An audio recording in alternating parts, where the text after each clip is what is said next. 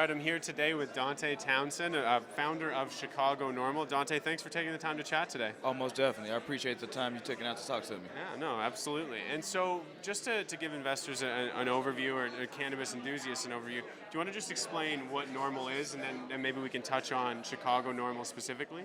Most definitely. NORML is a national organization of the reform of marijuana laws. Yeah. Chicago NORML is actually a chapter of Illinois NORML, and we focus on primarily everything within the city of Chicago limits. So we're a regional district of Illinois NORML.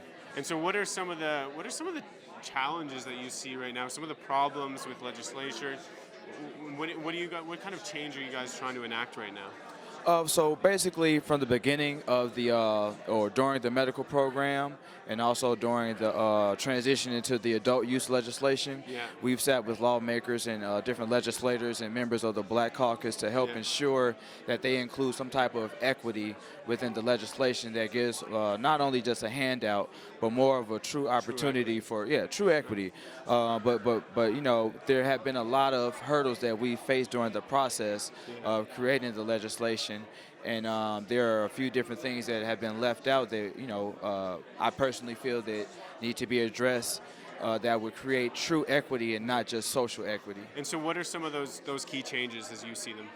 Well, one of the major aspects is the fact that Illinois has been predicting a shortage, and even now within the medical program that there are shortages within the cannabis industry from different cultivators. So one of the biggest issues that I see is just the projection of a shortage, and then the fact that there are 21 licenses that are out there that are being used, and there is one that is not being used, which should be granted that would be able to help companies to be able to have a chance to compete at the level, and then even more for a company that would be able to allow true equity. Right. And I believe the term you guys were using was craft growers, right? Yes. Craft growers is a license type that will be coming out that will allow licensees, smaller growers from 4,000 feet to about 14,000 feet of canopy growth space. Yeah. Excellent. And so, because we were listening to a panel earlier today, obviously Illinois, whether they're progressive enough or not, they try and give 25%.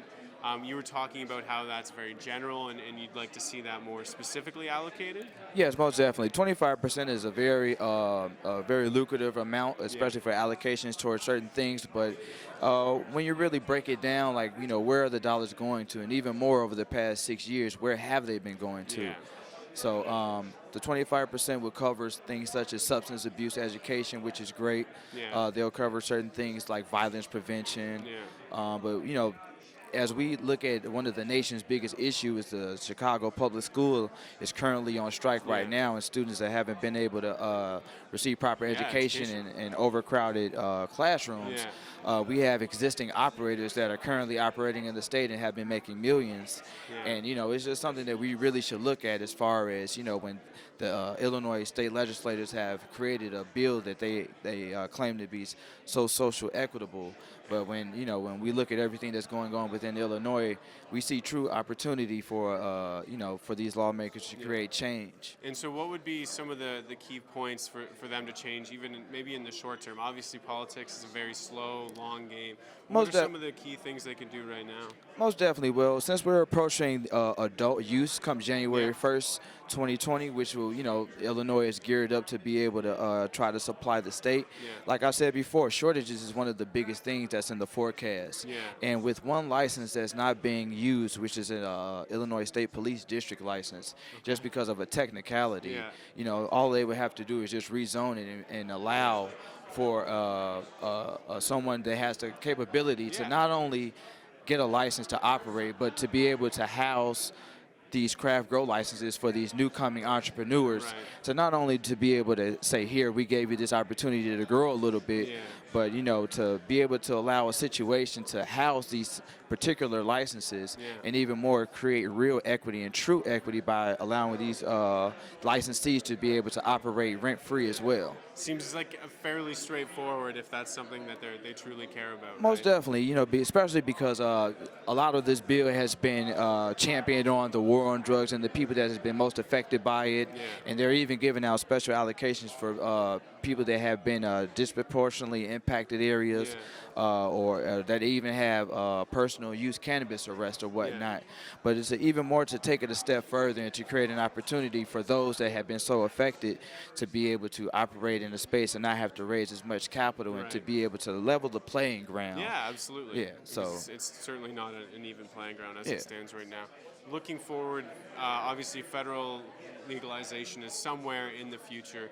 Like, how would you guys like to see that? Obviously, you're focused on Chicago, but you'd love to affect the larger federal legalization. What would you guys like to see that look like? most definitely. I feel like the world is watching Illinois right now and to see what we're doing. And we've been doing some record-breaking legislation to help get certain laws passed or whatnot.